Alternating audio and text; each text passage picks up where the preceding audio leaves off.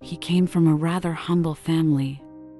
He had not managed to go to university, but he admired the man despite coming from a well-to-do family.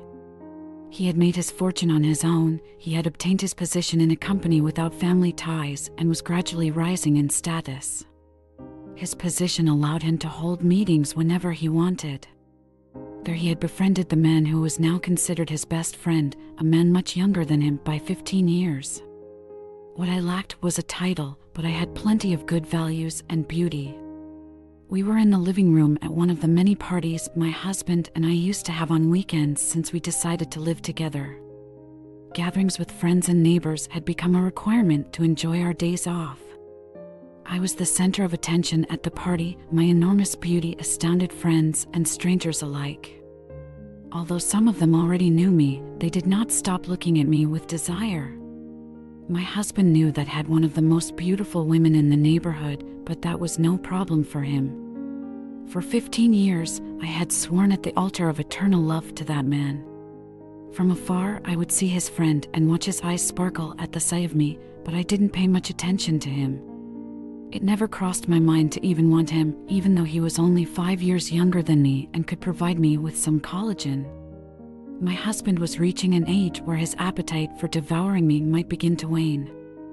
That night, in one of the many comings and goings to the kitchen in search of food, my husband saw how I was being cornered with my eyes by visitors. Due to his inebriated state, he approached me and said, "I swore eternal love, I would never think of failing you. So beware of lowering yourself to one of those random ones." I just smiled at him and gave him a kiss so as not to upset the situation, while whispering in his ear, "Easy, my love. It's all right. I only have eyes for you, and tonight we will have a romantic evening." I was really enjoying the atmosphere, so I started to drink wildly.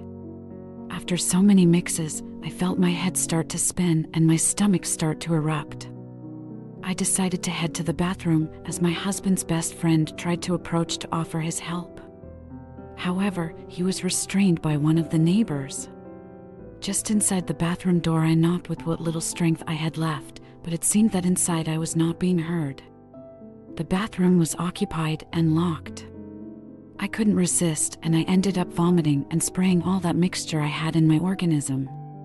The vomit dripped under the bathroom door, a situation that made the occupants uncomfortable. Surprisingly, I saw how my husband looked out when he saw me and abruptly closed the door. I started banging loudly and shouting that if they didn't open, I was going to break the door down.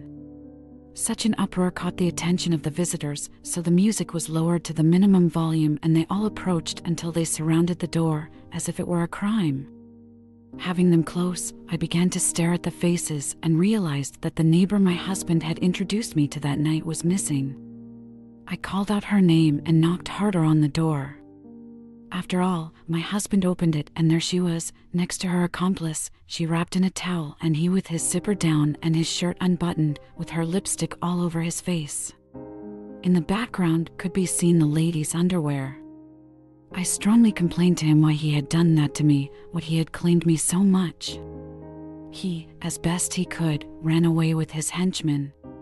The house was left alone in just minutes, only his best friend remained. I looked at him and invited him to stay, and he, not having a car and my husband taking him home, had no choice but to accept to stay. I told him I would prepare the room and I heard a confession that shocked me. "Madam, I know I had never told you out of respect for my best friend, but since you have failed him, I think I can declare my full desire for you. I don't think it's fair to leave me in that cold room in this huge case. Besides, you may be very cold. If you like, I can accompany you."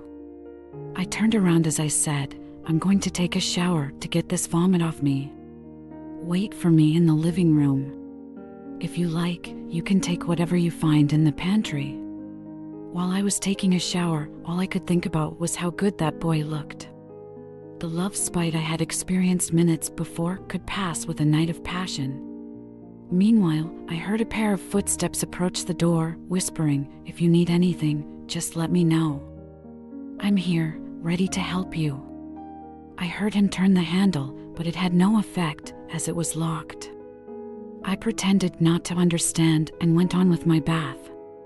As I came out, I could notice this somewhat tired man with his glass in his hand, drinking wine. I was in a transparent sleeping dress with nothing underneath, which showed my great attributes. He was perplexed. He couldn't get over the shock of seeing me like that.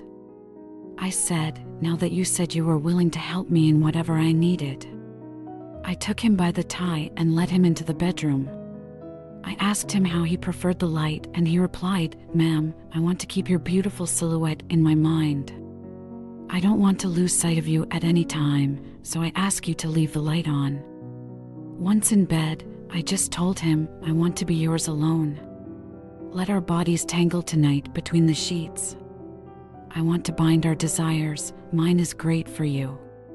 He undressed his heart and gave himself body and soul to the woman of whom he was best friends.